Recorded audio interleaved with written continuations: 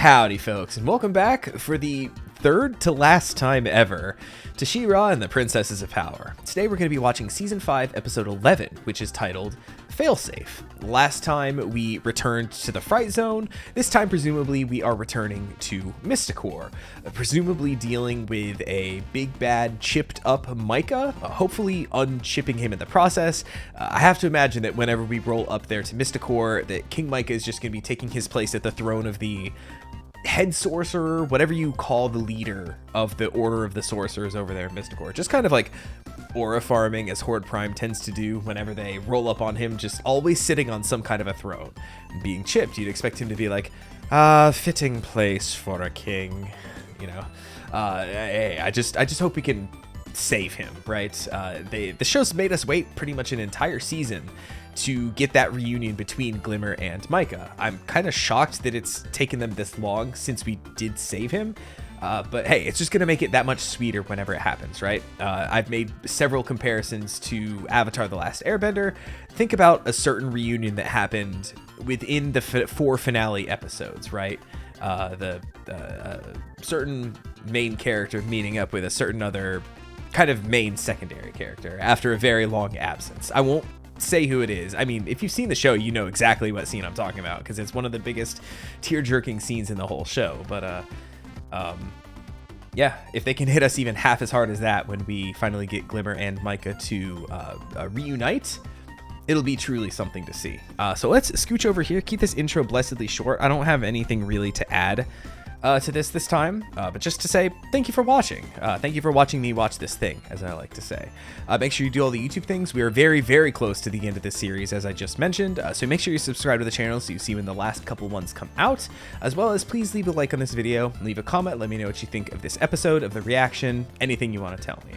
And as always, uncut, unedited reactions, early, potentially. I did miss a week recording of She-Ra, just with general holiday stuff going on, but I'm hoping to be back to it to a somewhat regular recording schedule for this. So hey, hopefully by the time you see this in the main feed, I'll hopefully be done with the show, and all of it will be up over on Patreon. But there's a link to join that Patreon in the description below if you want to support the channel a little bit extra and get a little something extra in return. But as always, I'm glad that you're just here watching on YouTube. Now let's get to it. She-Ra and the Princesses of Power, Season 5, Episode 11. Failsafe, starting up in 3, 2, 1, go. I think also in general, it just feels like it's been a while since I've recorded any reaction. So hopefully I do an okay job tonight. So wait, hold on. Where have you two been this whole time again? Mysticor, I told you. And we discovered the same thing you did. Rumors of a failsafe that will break the restraints the first ones built. Interesting. One based in a historical context, one based in like a magical context. After everything that happened last time, you're still going after the Heart of Etheria? I'm doing this for your father and for you. Shadow Weaver is the lesser of 2 evils. I mean, yeah, oh, that's quite a way to put it. Also, yeah. As any good sorcerer knows, Mysticor was built on the ruins of an ancient First One citadel. And beneath Mysticor... Ooh, can I tell this part? Yo, the smear frames as she was standing up. Beneath Mysticor, there are many secret tunnels and rooms, forgotten and sealed off. And Cass is like, I haven't had the spotlight this entire damn show. An artifact known as the Crystal of Arxia, hidden there by a group of traitorous First Ones. And there it is. I could do it. You were taking too long. Damn it, that's coming from Shadow Weaver, who chews the scenery on every line.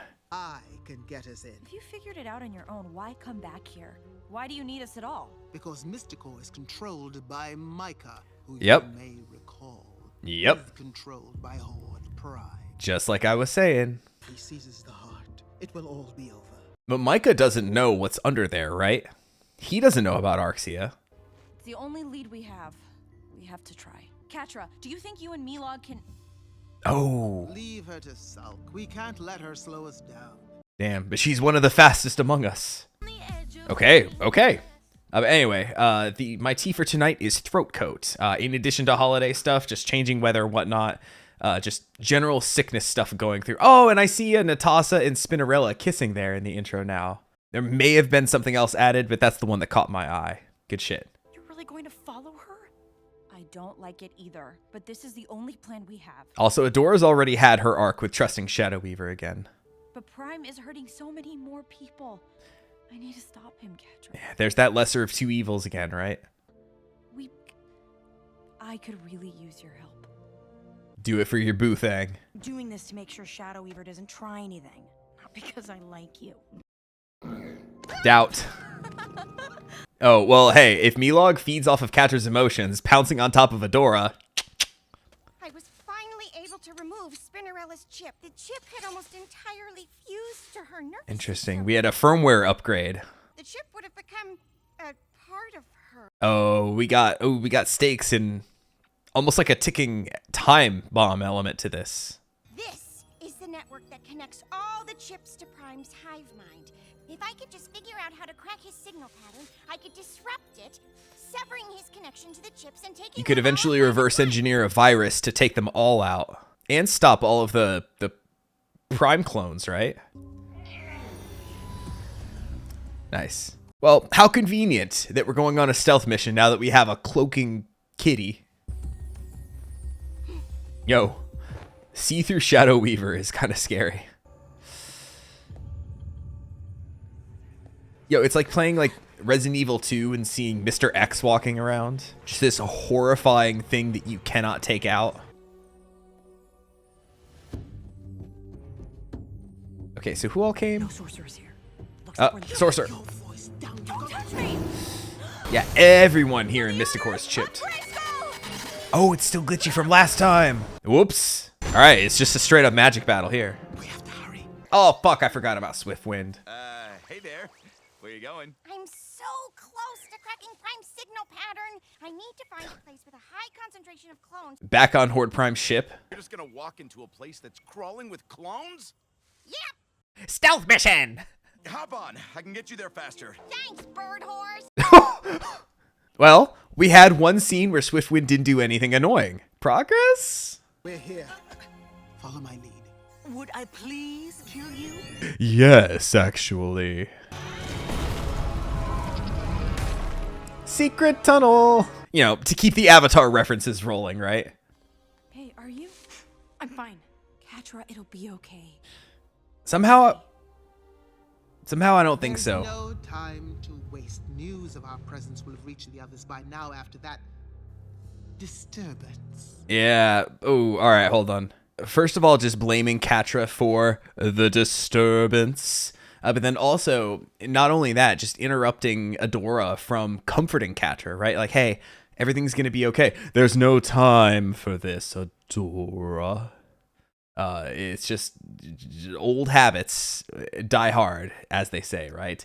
But it's just everything going wrong for Catra here. And she was, I don't want to say coerced into coming, but just like, you know, she can't say no to Adora. But it's also just like, nothing is going right for her here, right? Especially just the Shadow Weaver, the trauma. And that's, like I said, Adora's already had her arc with Shadow Weaver, kind of coming to terms with the fact, like, okay, she is going to help us out. She is actually on our side, despite all the trauma and everything. Whereas Catra hasn't had that, right? Catra's brand new back here and being like, I have... And plus, Catra had it so much worse than Adora, right? Like, we've seen all those scenes of what, Shadow Weaver, like, choking out child Catra, basically.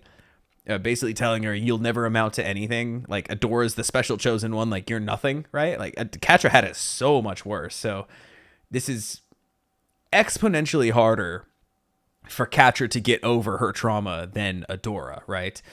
Plus, the time factor, everything is just, like, miserable for Catra here, and I feel so bad for her that just like every little moment, like any little moment of comfort that Adora is trying to give is just like interrupted, said we don't have time for this. Also, you fucked up, Catra. Remember 5 minutes ago you fucked up. It's rough, and I know this show, so I know that things are going to get worse before they get better, if they even get better. And just nothing's going to get resolved. Catra's probably going to yell at Shadow Weaver in some kind of a tense moment when we really can't afford it. And yeah, maybe we chip Shadow Weaver. I don't know. I'm not I'm not completely sold on the fact that we aren't going to have any of these characters remain unchipped by the end of this one. So I don't know. I mean, especially like the Sorcerer did see them. So the Sorcerer knows, Horde Prime knows, the whole hive mind knows that there are people here, right? I know I've made the Star Wars joke before, but I've got a bad feeling about this. The crystal of Arxia was rumored to be the key to reaching deep magic within Etheria. Many have tried and failed to find it. You're taking too long again with your story. Wow, usually it's in Trapta that I have so many... The spell of obtainment was a mistake, one for which I've paid the price. I don't see why you keep bringing it up. You roped my brother into your twisted dark magic. Yeah, and see, she hasn't had the time to get over the trauma either. Micah was an exceptional sorcerer even then. It's a shame it didn't run in the family. Damn. Yeah, and even like with Glimmer there too, and Glimmer, who was training with her, yeah, she's just alienating everybody in here. But what I was starting to say is usually it's the Entrapta voice that's the what I go to the most, but today it's Shadow Weaver. I need more connections. No way! Can we aggro all of them and lead them to another camp? Can we just aggro the entire hive mind and like kite them all around Etheria? Our chipped friends. If I can get this to work, I can save them. Wow, and that's crazy coming from Entrapta too. The first time it's not just about tech. I mean, it partially is, but tech with a purpose. Yes! There it is. I got it! I'm in! Oh. Is this correct Hordak? Because we know the correct Hordak was on his way to Etheria with Prime, right? Wait! Damn it. Did you just jump into fire for me? What? No! Shut up! We don't have time for this, Catra, for the 5th time today. It's an illusion. I see you and Catra are close again. Very close. Do you really think that's wise? It's none of your business. But it is. If your emotions are blocking you from becoming She-Ra, God, and just look at that background as she's walking up, like... How long has it been since you were able to transform?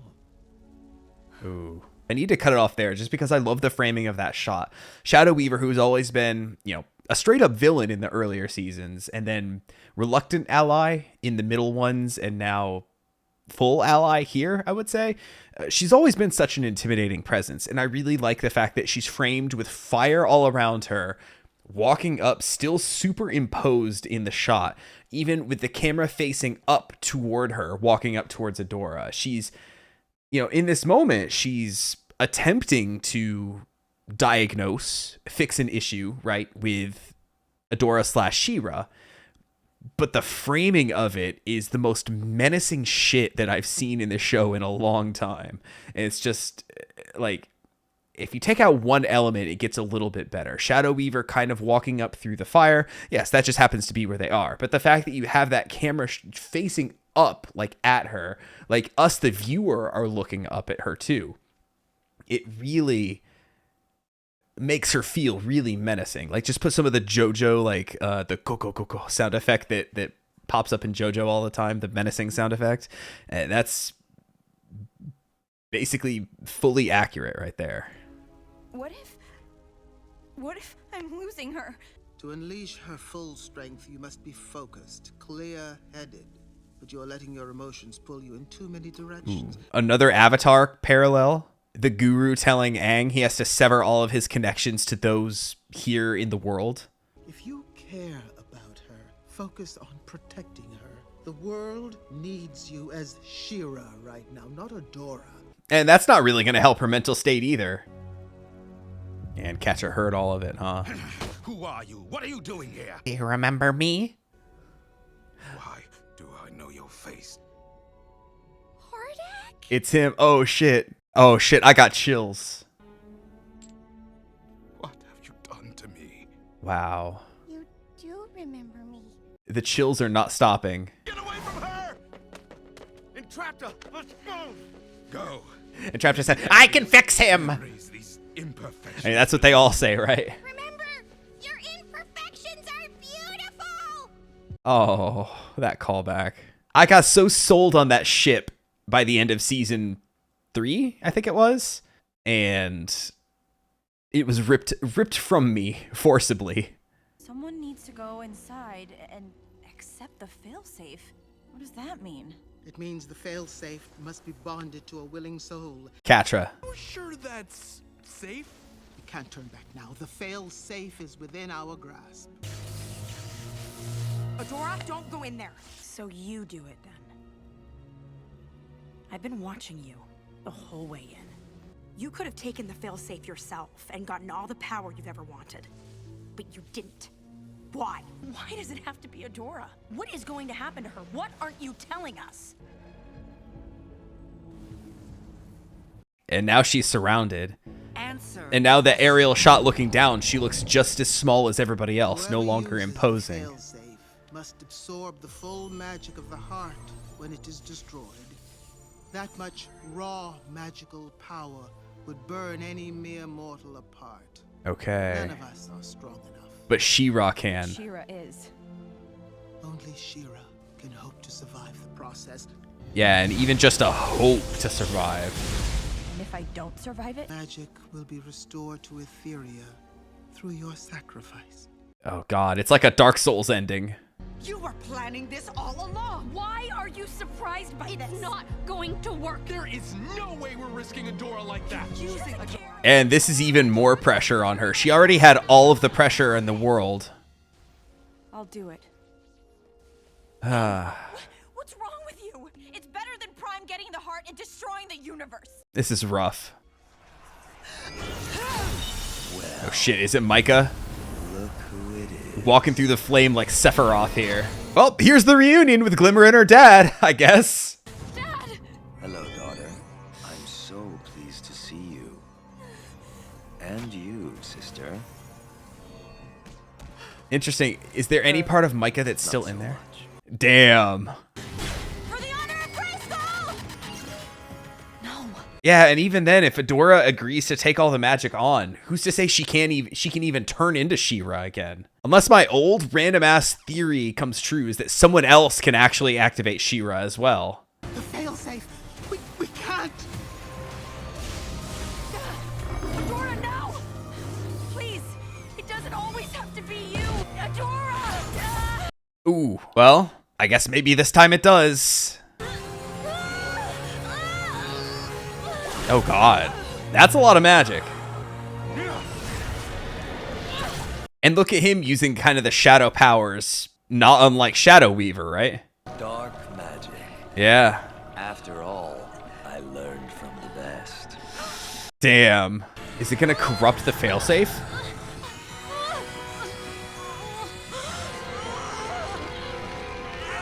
Anything you can do here?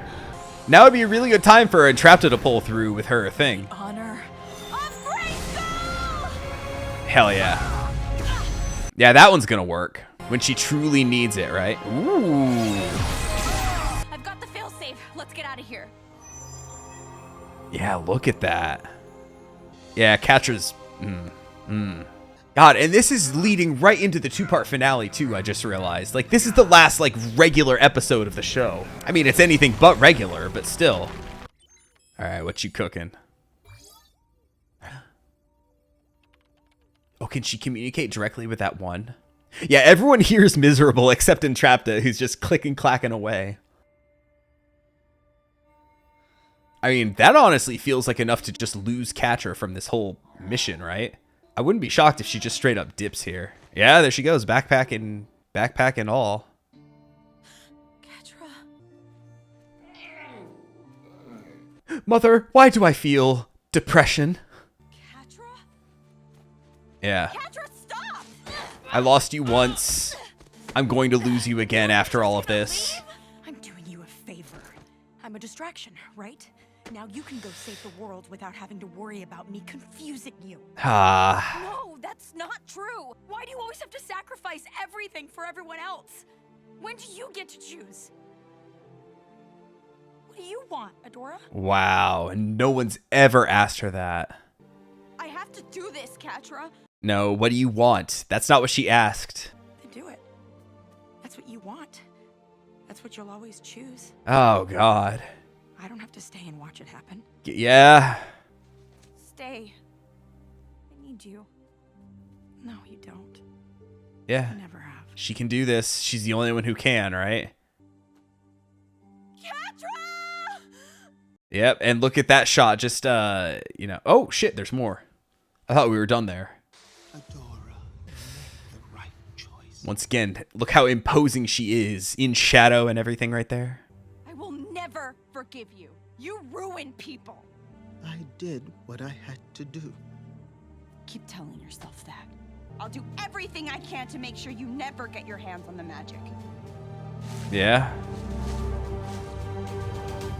I mean, that's for the best. Okay, now we're done.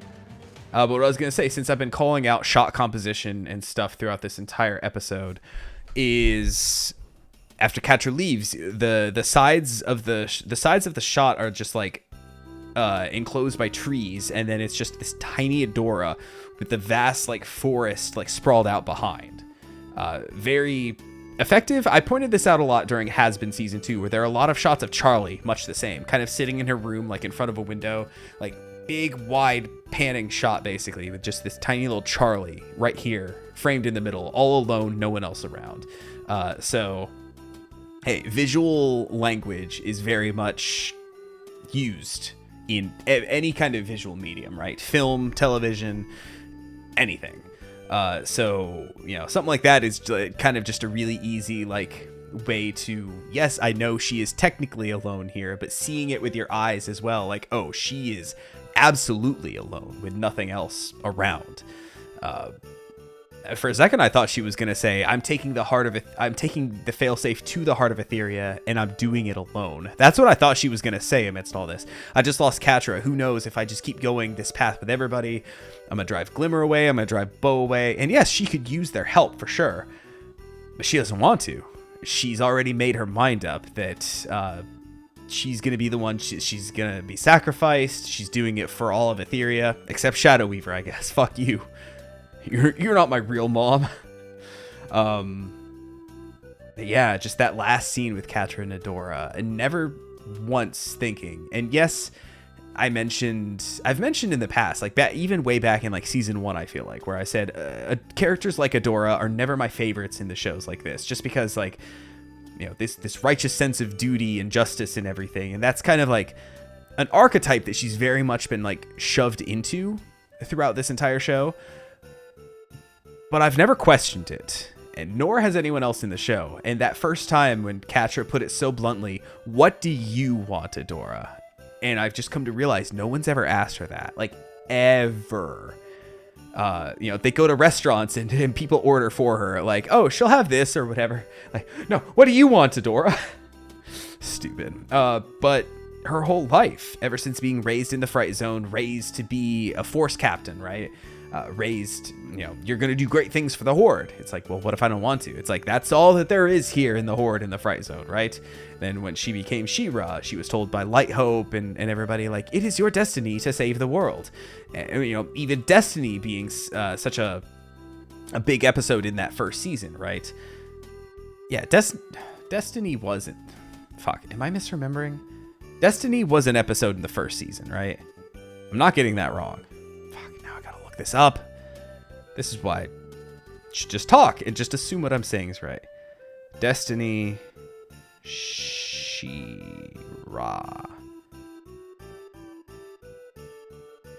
Oh, season 4. Okay, Destiny was the season 4 finale, so never mind that.